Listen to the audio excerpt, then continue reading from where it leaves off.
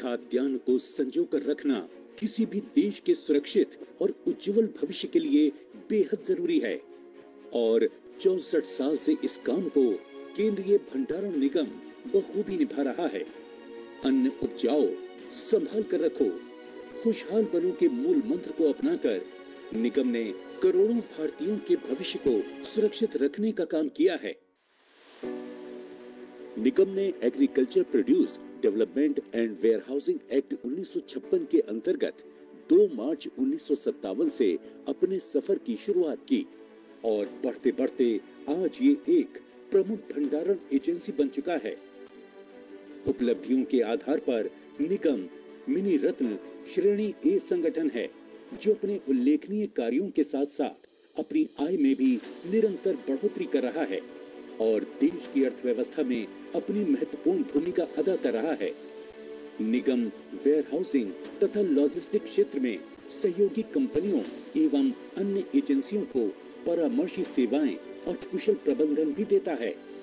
निसंदेह निगम ने कृषि क्षेत्र के लिए वैज्ञानिक भंडारण सुविधा उपलब्ध कराने में महत्वपूर्ण भूमिका अदा की है। केंद्रीय भंडारण निगम ने अपने उत्थान तथा भावी योजनाओं को कारगर रूप देने के लिए विभिन्न आईटी क्षेत्रों में भी कदम बढ़ाया है, जिसके सकारात्मक परिणाम सामने आ रहे हैं। निगम इंटीग्रेटेड चेक पोस्ट द्वारा पेट्रोपोल से भारत बांग्लादेश और अटारी से भारत पाकिस्तान के बीच भूमि मार्ग के माध्यम से आयात निर्यात का संचालन करता है। भारत की प्रीमियर वेयर हाउसिंग एजेंसी होने के नाते केंद्रीय भंडारण निगम 25 राज्यों और 4 केंद्र शासित प्रदेशों में मौजूद अपने 423 वेयर हाउसिंग के जरिए 129 लाख मीट्रिक टन तक सामान के स्टोरेज, रखरखाव, हैंडलिंग, क्लीयरेंस और लॉजिस्टिक सेवाएं मुहैया कराता है। वर्ष 2020 में जब कोरोना वायरस ने अचानक दुनिया की रफ्तार पर ब्रेक लगाया और वायरस की रोकथाम के लिए भारत सरकार ने 24 मार्च को लॉकडाउन किया, तो पूरा देश ठहर सा गया था। मगर निगम ने सोशल डिस्टेंसिंग का पालन करते हुए जरूरतमंदों को खाद्यान्न पहुंचाकर अपना सामाजिक दायित्व बखूबी निभाया। लॉकडाउन में भी केंद्रीय भंडारण निगम ने अपने सभी दफ्तर खोले। नतीजा ये रहा कि पूरे देश में किसी भी राज्य को फूड ग्रेन या इंडस्ट्रियल सामानों की किल्लत से नहीं जूझना पड़ा। कोविड काल में निगम ने कई शानदार और ऐतिहासिक उपलब्धियां हासिल की। केंद्रीय भंडारण निगम ने 2019-20 के अपने वार्षिक टर्नओवर को 2020-21 में लगभग 10 महीने में ही पूरा कर दिया। साथ ही पिछले वित्तीय वर्ष में किए गए खाद्यान्न हैंडलिंग को इस वर्ष के मात्र 8 महीनों में ही पूरा कर दिखाया। वित्तीय वर्ष 2019-20 में लगभग 410 करोड़ रुपए के मुकाबले वर्तमान वित्तीय वर्ष में निगम को अनुमानित 550 करोड़ रुपए के मुनाफे की उम्मीद है। कोविड के दौरान लॉन्च की गई प्रधानमंत्री गरीब कल्याण अन्न योजना के तहत निगम ने अब तक रिकॉर्ड 41.64 लाख मीट्रिक टन अनाज की हैंडलिंग तथा 229.53 लाख मीट्रिक टन पीडीएस अनाज के स्टॉक का प्रबंध किया। निगम के 127 केंद्रों पर 4,209 रेलवे रैक्स के जरिए 59.26 lakh metric ton food grain का संचालन किया, जो नियमित हैंडलिंग से 84% अधिक है। 25 container freight station inland clearance depot पर 6,31,247 TEUs की हैंडलिंग की गई।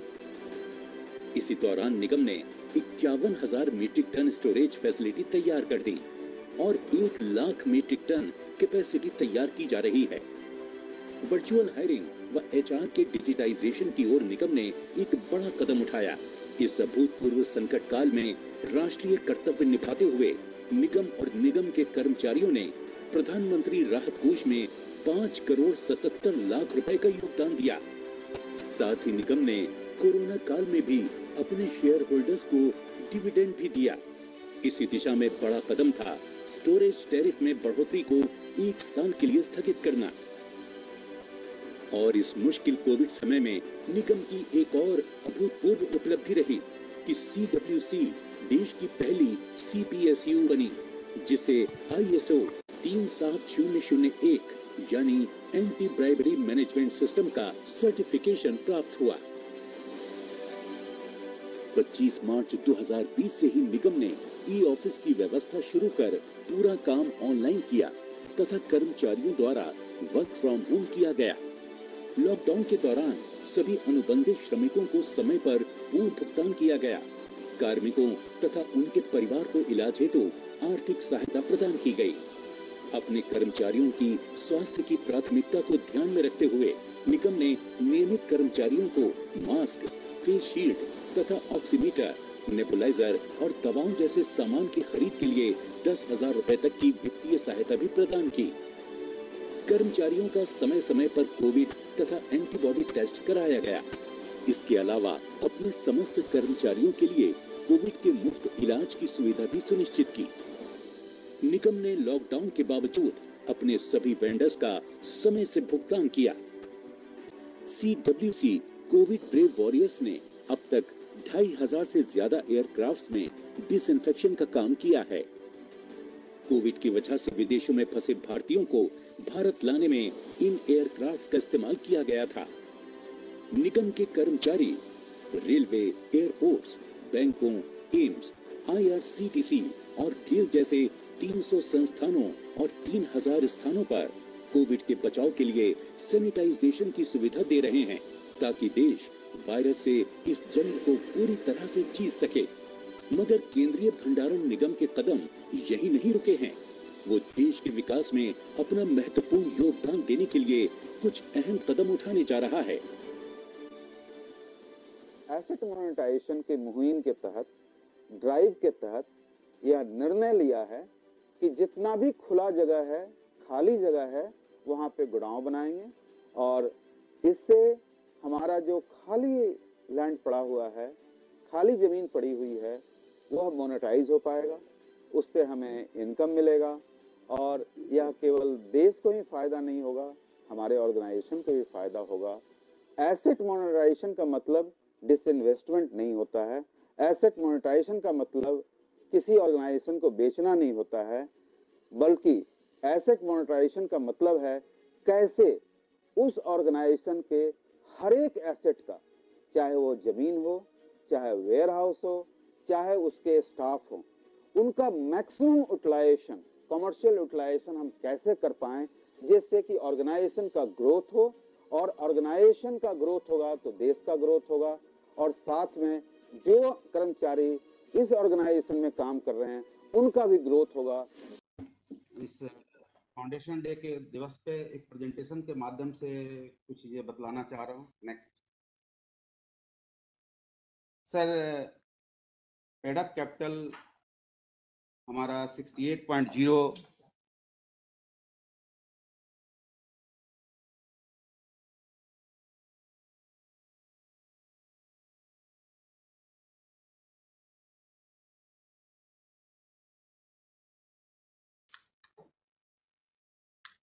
वेयर हाउसिंग आज़ादी से पूर्व रॉयल कमीशन ने कृषि पर लाइसेंस प्राप्त वेयर हाउसों की स्थापना की सिफारिश की थी।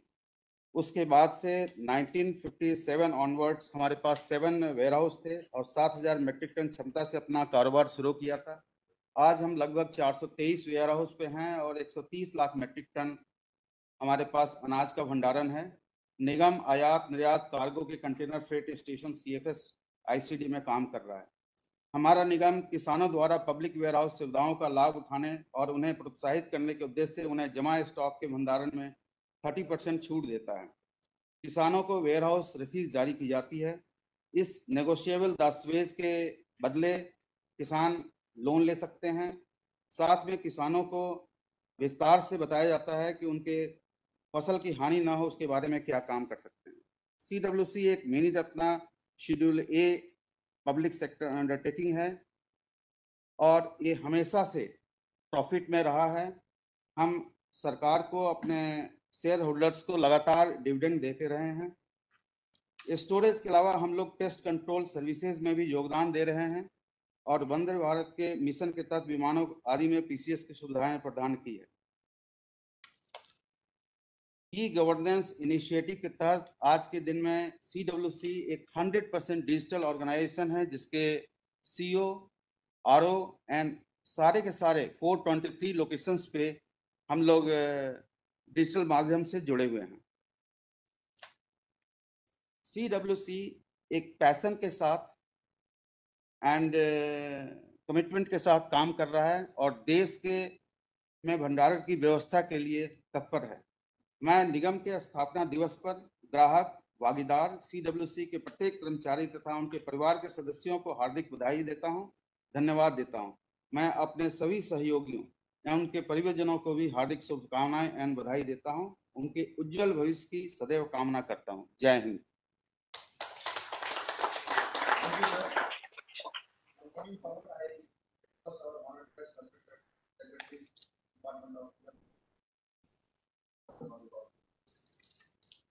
Thank you very much. Honorable Minister, Shri Piyush Goyal ji, Honorable MOS, Shri Dhanve ji, Managing Director, and all other directors on the board of CWC. 65 years journey is a long journey in any organization's life. And I think each member present in the organization should take pride that they have done a commendable journey starting from 7,000 ton capacity to now nearly 130 lakh metric ton capacity. There are many expectations that organization has from employees and employees have from the organization. Organization has given a lot to employees, and it was in that spirit that employees demonstrated during COVID-19 pandemic that it is time for them to repay that back to the society. And CWC, because of its employees across India, played a very, very important role in two ways. It kept the logistics chain and the warehousing services live across country, and also launched a very massive drive for sanitization services of all premises, aircrafts, office spaces, public spaces. And this is what is going to continue. We have expectations, as Honorable Prime Minister in his address remarked yesterday. It was a visionary address where he has shown the way where the warehousing sector has to go. We cannot rely merely on providing warehouses services. We have to bring in a lot of value addition. And what we expect from all of you in CWC, that every year you demonstrate with use of technology that you are a step ahead of private sector. As a central government organization, you have that responsibility to set very high benchmarks. So 3 things that on this auspicious day I would like to suggest. Honorable Finance Minister has clearly laid down that 22 perishable products are going to be part of the Operation Green scheme. And this is going to be connected with the farmer's life. We have already demonstrated in the Operation Flood that the most perishable commodity, which is milk, can also be transported right from individual producer's house to individual consumer across India. So I have requested that CWC comes up with a plan, select certain clusters of these 22 products and demonstrates that they are also capable of collaborating with the private sector, with the farmers, and provide a complete logistics chain and warehousing services to give this benefit to farmers. Second important budget announcement this year has been that of the asset monetization. CWC has been doing that part in its own way, but that step-by-step approach perhaps is no longer acceptable. We want a big leap forward. Your presence across 423 centers in India should now demonstrate that you can leverage over 3,500 acres of your land parcel for mobilizing private sector investment, technology, and best practices. Now, that is what you should be demonstrating and take as a wow during your 65th Foundation Day. Third and last request from my side would be, this country, as I remarked when I visited Hapur last month, United States of America gave us a steel silo in 1956. And we have not been able to undertake that journey forward. We have just in the government public warehousing sector, we have created a little over 8 lakh metric ton capacity, whereas our public warehousing existing capacity is 816 lakh metric ton. So can we not, at least as in the asset monetization program, Honorable Finance Minister, Honorable Food Minister, and the nation expects, not create network of silos across India so that we can very easily move our food grains, store our food grains, transport them into the distribution network, and CWC should be taking that lead. Lastly, a very small point, but a very important point. Today, you should take a pledge as an organization that every year you will not only be leaders in India, but in one of the technologies that comes anywhere in the world, CWC in the warehousing sector would bring in that technology and be leaders in India. Now, unless you set standards for yourself, perhaps we will be doing a job which is a monotonous job, which we have excelled in doing, but we are not going to the next level. Time has come that we all move to the next level. Value addition in warehousing today is not happening in CWC. Now, grading, assaying, these are all ancillary services related to, and they will bring you more income than mere warehousing. So if the warehousing can again step into value addition at large scale at all its centers, it will be providing much needed service to farmers and customers and also add to its income. I am sure you and your team under the leadership of our Honorable Minister will be able to deliver all these expectations. Thank you very much.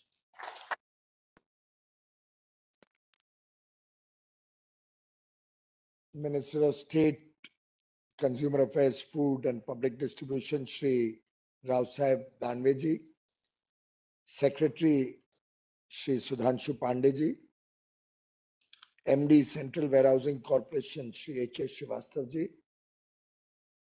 अन्य board members, अधिकारीगण और video conference से जुड़े हुए सभी CWC के कर्मचारी, officials और बाकी स्टेक होल्डर्स को मैं बधाई देता हूं आज आपके 65वें फाउंडेशन डे सेलिब्रेशन के लिए।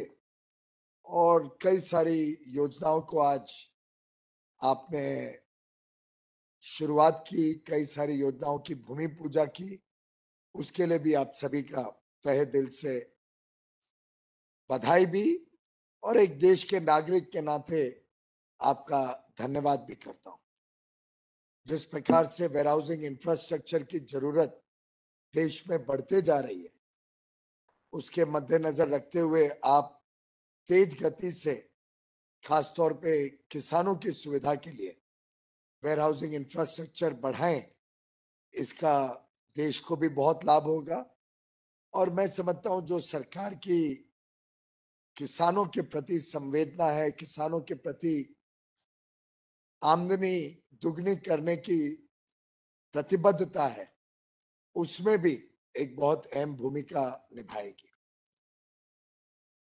विश्व भर में लॉजिस्टिक्स कॉस्ट बड़ा कंपेटिटिव हो गया है।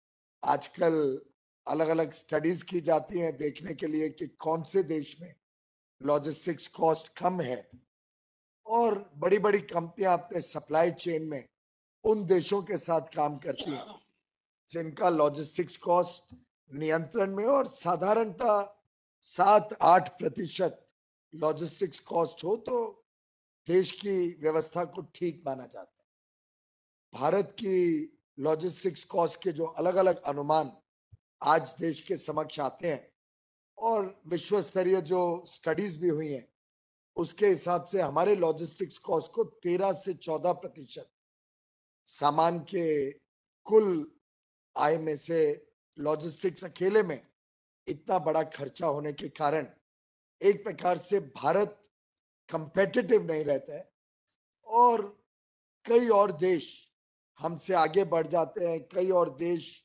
सप्लाई चेन्स को कैप्चर कर लेते हैं, और यहां तक कि कुछ चीजों में तो सस्ता सामान विदेश से आके हमारी मार्केट्स को फ्लड कर देता है और हम कंपटीशन में खरे नहीं उतर पाते। मैं मानता हूं सेंट्रल वेयरहाउसिंग कॉर्पोरेशन ने 64 वर्षों में बहुत बड़ा योगदान दिया।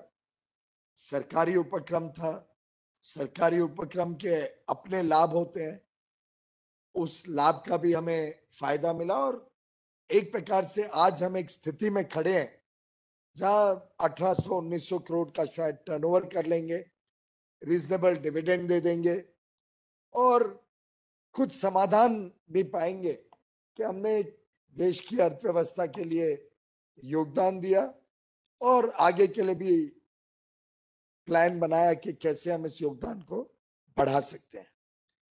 मुझे बताया गया है कि 177 प्रोजेक्ट 2014 के बाद अप्रूव हुए, जिसमें 14 lakh metric ton storage capacity बढ़नी थी। अभी तक वो प्रोजेक्ट्स खत्म नहीं हुए हैं सब। मेरा विश्वास है कि तेज गति से हम इस पे काम करेंगे और कोशिश करेंगे कि एक निर्धारित समय के अंदर इन सब प्रोजेक्ट्स को भी खत्म किया जाए और एक बार हम तय कर लें कि इसको करना है तो फिर कोई मुश्किल नहीं होगा काम। तो इसके बारे में अलग से और चर्चा जरूर करेंगे, लेकिन मेरा विश्वास है कि इन प्रोजेक्ट्स को आप जल्द से जल्द खत्म करके देश को उसका लाभ लेने में सुविधा देंगे। वेयरहाउसिंग के साथ साथ हमारे पास ब्यूरो ऑफ इंडियन स्टैंडर्ड्स भी है, कंज्यूमर अफेयर्स के साथ जुड़ी हुई संस्था, और कॉमर्स के साथ जुड़ी हुई quality control of India QCI।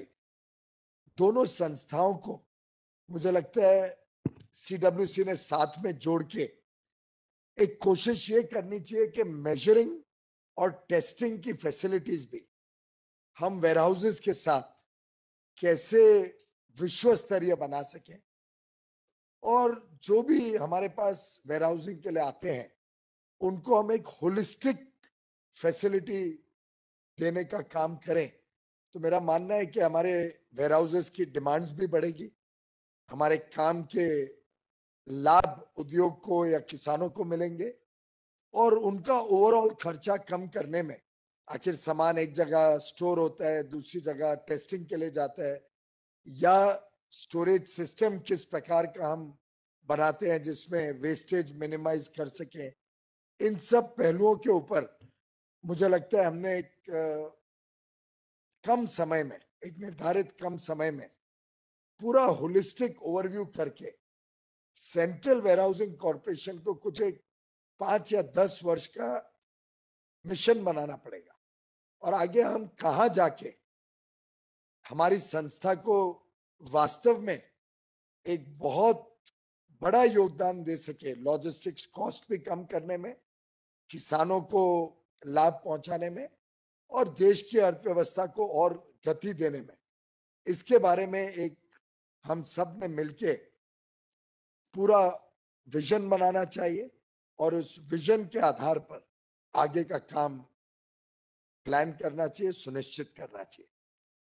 जब मैं सुनता हूं कि आपने 35 लाख मेट्रिक टन प्रधानमंत्री गरीब कल्याण अन्न योजना के अंतर्गत बांटा कोविड के दौरान, उसी दौरान लगभग 190 lakh metric ton food grains भी देश भर में पब्लिक डिस्ट्रीब्यूशन सिस्टम के तहत वितरण किया तो जरूर समाधान होता है, खुशी भी होती है।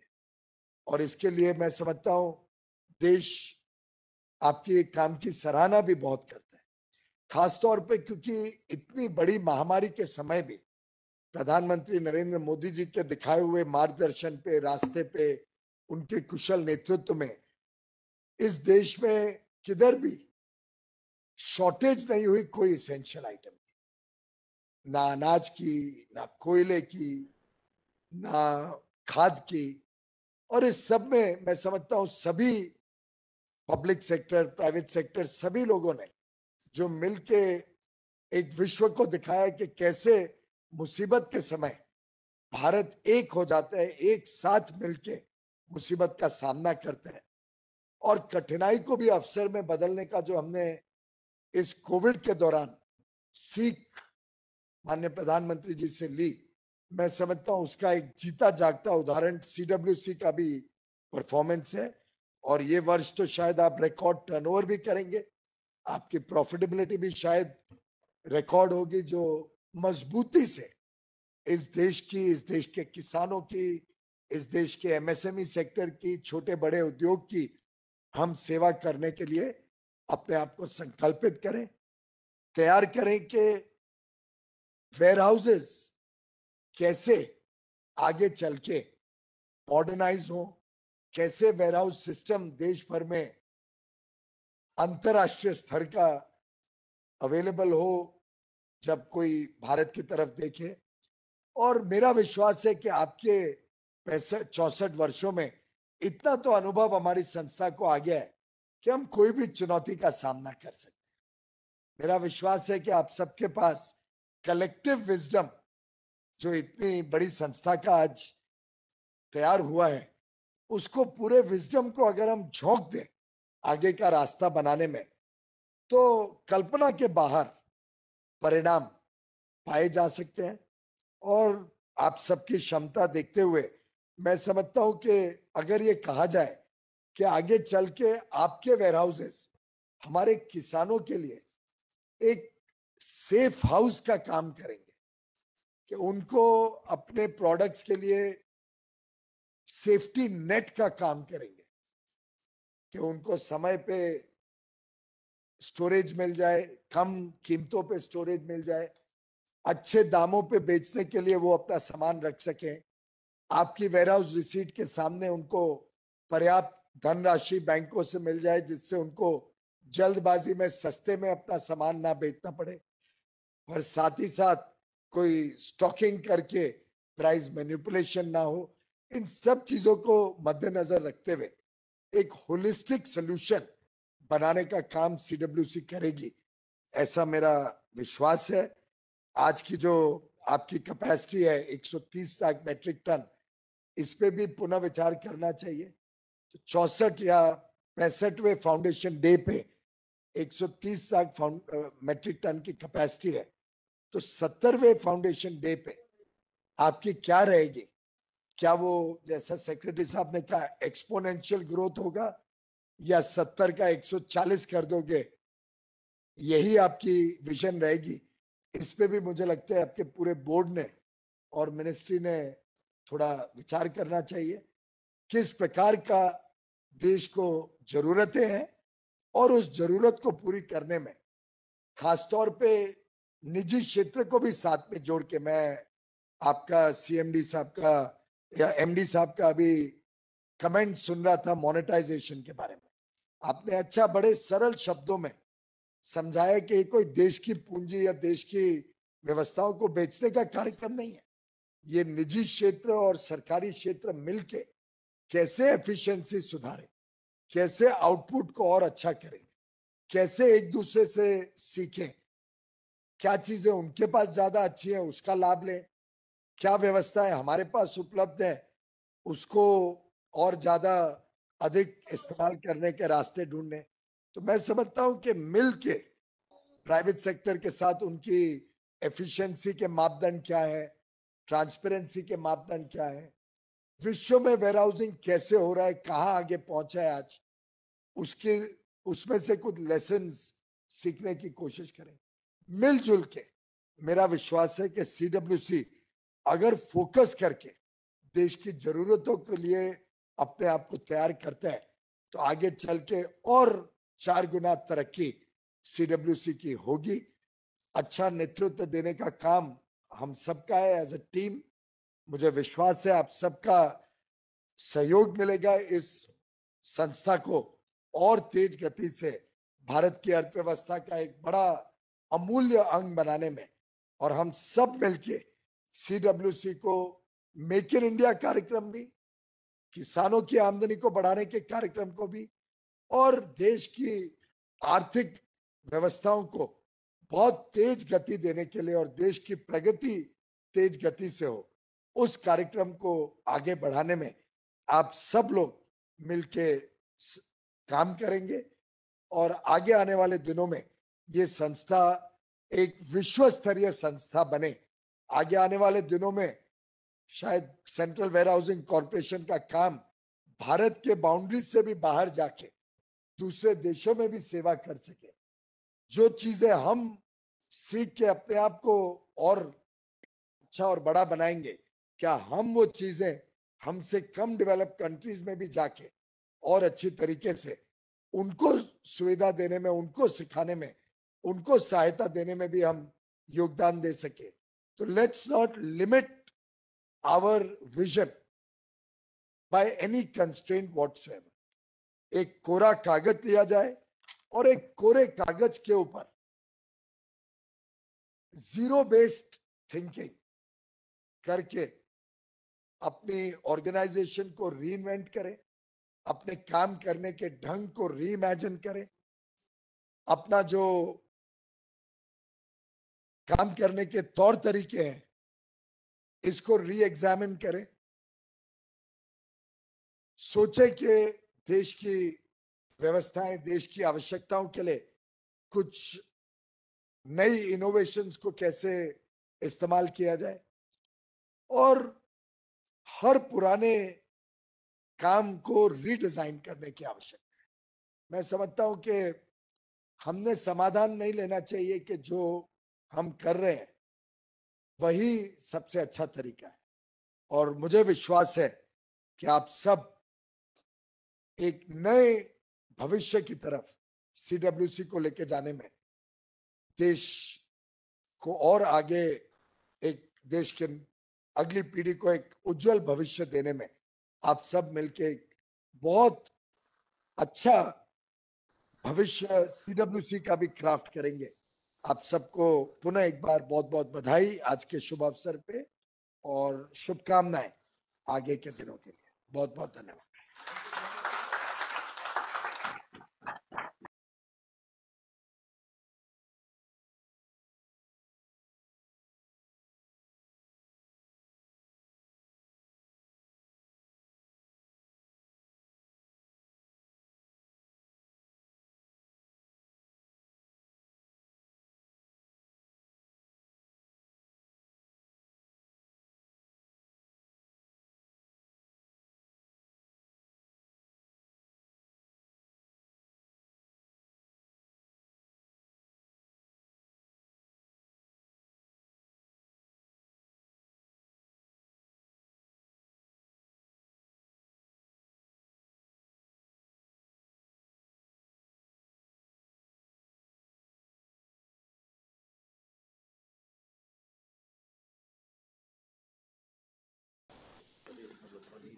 माननीय रेल, वाणिज्य और उद्योग, उपभोक्ता मामले, खाद्य और सार्वजनिक वितरण मंत्री जी, सम्मानित सचिव महोदय, खाद्य और सार्वजनिक वितरण विभाग, प्रबंध निदेशक, केंद्रीय भंडारण निगम, प्रशासनिक मंत्रालय के गणमान्य व्यक्ति, निदेशक मंडल के सदस्य, सभी उच्च अधिकारी एवं इस सभागार में उपस्थित सभी अधिकारी और जो इस कार्यक्रम में वर्चुअल माध्यम से भाग ले रहे हैं, उनको भी मैं आज इस अवसर पर सीडब्ल्यूसी परिवार के साथ शामिल होने के लिए आप सभी को धन्यवाद देता हूं। सर्वप्रथम मैं माननीय मंत्री जी को उनकी गरिमामयी उपस्थिति के लिए हार्दिक आभार व्यक्त करना चाहता हूं। महोदय, आज हम आपके प्रति दिल की गहराइयों से आभार व्यक्त करते हैं।